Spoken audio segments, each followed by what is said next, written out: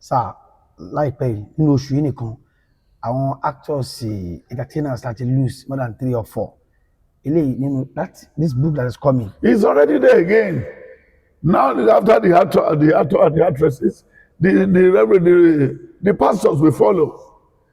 This year they will open the grave for pastors. Because the Holy Spirit is tired of their lying. Ikú ṣì ń bọ̀ mẹ́rẹ̀. Rẹpẹtẹ bí òjò.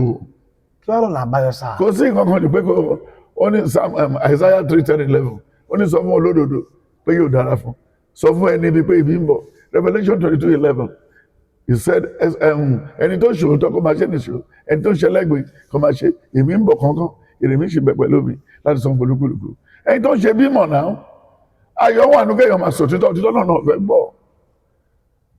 Nígbà tí èèyàn tọ́ ọmọ ọlọ́mọ mẹ́rin tó ràn lọ yunifásitì ọ̀sẹ̀ fẹ́ẹ́ ti dàjẹ́ wá fi DNA kọ́mọ kúrò lé ẹ̀ ẹ̀jẹ̀ sàkírò ayé òwò láti wá wá.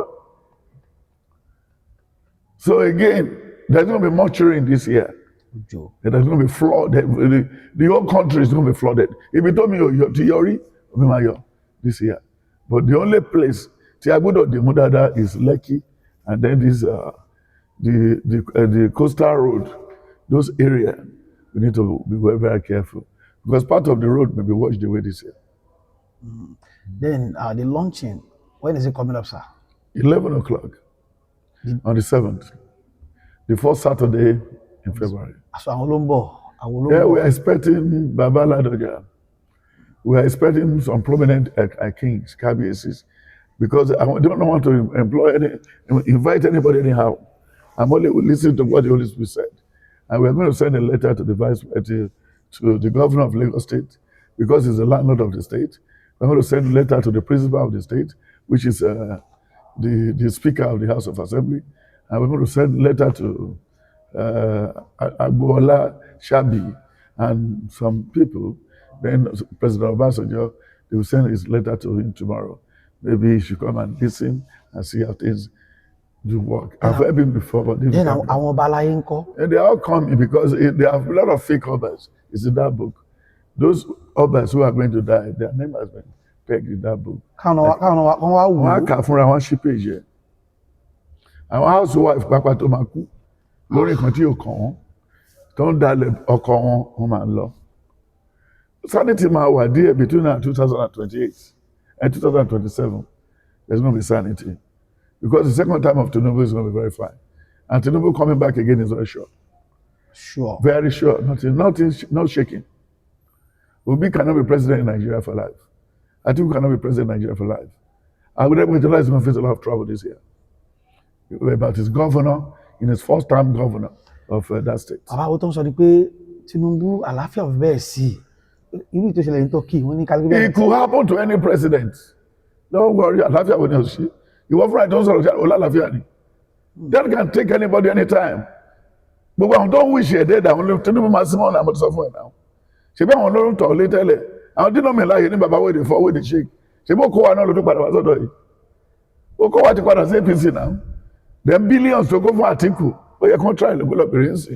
Let's go and look for that money. What can tell one APC? You can try it. Because when you buy your masses, area, I want to live, I want to everything. Whoa, I want to gold. When they call refineries, other one, and you say I need a refinery, but don't make a refinery. It's not near to raw materials now. In the outside and the full, they have wasted their own time. They cannot get clicks to the power again. Now, rather for them to get clicks to the power, according to that book, Nigeria will split into 8. Baba. Thank you, sir. Before now, you have said so much about Sunday Igboho that yes, he will be released. Yes, sir. Sunday Igboho is out there now. Yes, sir. He may likely be here on Sunday. Yeah, because he's still coming for Thanksgiving.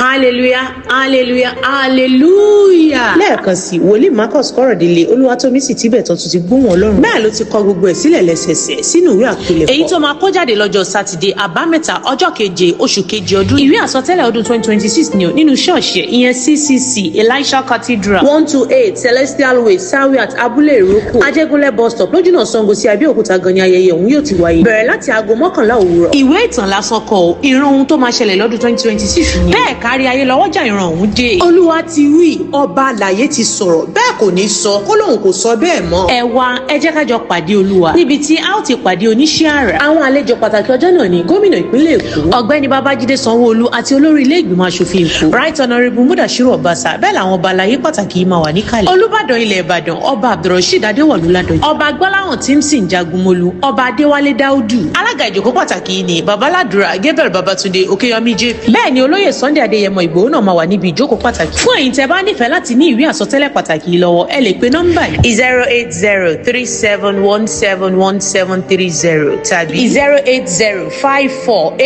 08054853828. ẹ tún lè pè sórí 08131120854. bẹ́ẹ̀ lẹ lè sanwó sínú àpò ìkówópamọ́ yìí 20057414883 First Bank CCC Elisha Cathedral. gbogbo yín la pè ó níbi tí àwọn akọrin CCC Elisha Cathedral yóò ti kọrin ìdùnnú.